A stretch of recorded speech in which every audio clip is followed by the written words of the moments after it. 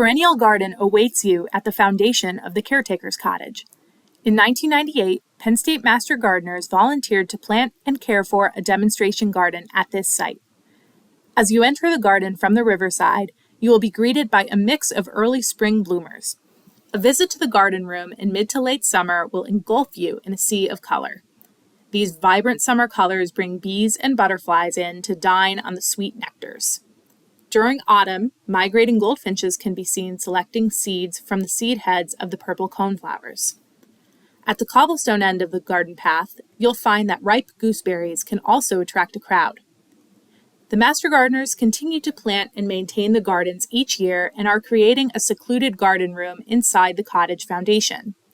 The planting will include understory trees to provide protection for spring bloomers and shade for summer ferns and flowers. Buried bushes will add depth and dimension to the garden design, as well as a year-round food supply to attract wildlife.